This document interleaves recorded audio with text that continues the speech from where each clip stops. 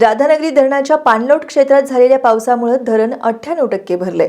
पावसाचा जोर कायम राहिला तर आज रात्री उशिरा किंवा उद्यापर्यंत स्वयंचलित दरवाजांपैकी काही दरवाजे उघडतील अशी शक्यता जलसंपदा विभागाने व्यक्त केली आहे। यावर्षी पाऊस उशिरा सुरू होऊनही राधानगरी धरण भरल्याने समाधान व्यक्त होतंय। धरण परिसरातून आमचे प्रतिनिधी नामदेव कुसाळे यांनी पाणी साठ्याचा आढावा घेतलाय। यावर्षी पाऊस उशिराच सुरू झाला, त्यामुळे सर्वच धरणांची पाणी पातळी ही कमालीची घटली होती।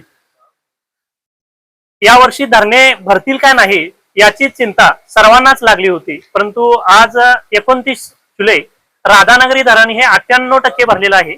आज आपण उभे आहोत राधानगरी धरणाच्या स्वयंचलित दरवाजांच्या पाशी। आज राधानगरी धरणाचे सानाची ती 346.69 फूट इतकी झालेली आहे।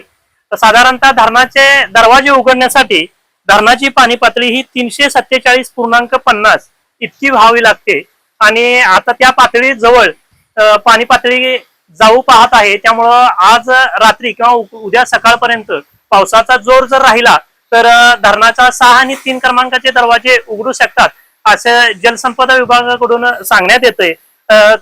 खरं पाहता यावर्षी धरणे भरतील का नाही अशी चिंता होती, परंतु जलसंपदा विभागानं पाण्याचं काटेकोर नियोजन करत धरणामध्ये जवळपास 83% अधिक पाणी साठा झाल्यानंतर धरणातून विसर्ग सुरू केला आणि हा विसर्ग 300 क्युसेक्सनं चालू करून तो 1400 क्युसेक्सनं सुरू ठेवला आणि आजही तो विसर्ग वीजगृहातून 1400 क्युसेक्स इतका सुरू आहे। आज जर पाहिलं तर धरण पाणलोट क्षेत्रात पावसाचा जोर दिसून येत आहे। आज दिवसभरामध्ये जवळपास 48 मिलीमीटर इतका पाऊस नोंदलेला आहे, तर एकूण पाऊस 1 जुलै पासून आजपर्यंतचा 2720 मिलीमीटर इतका पाऊस नोंदलेला आहे आणि त्यामुळं धरणाची पाणी पातळी ही कमालीची वाढत असल्याचं आपल्याला पाहायला मिळतंय।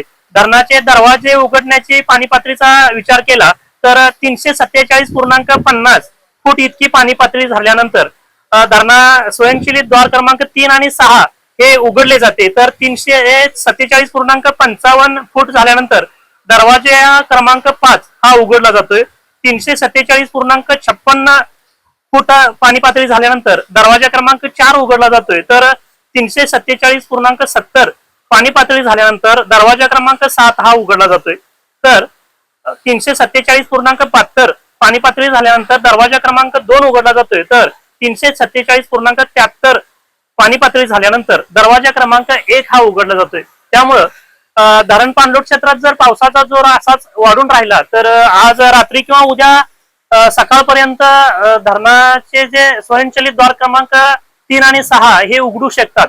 त्यामुळं जलसंपदा विभागानं भोगावती नदीकाठच्या नागरिकांना सतर्कतेचा इशारा दिलेला आहे। टेस्ट न्यूज साठी नामदेव कुसाळे, राधानगरी।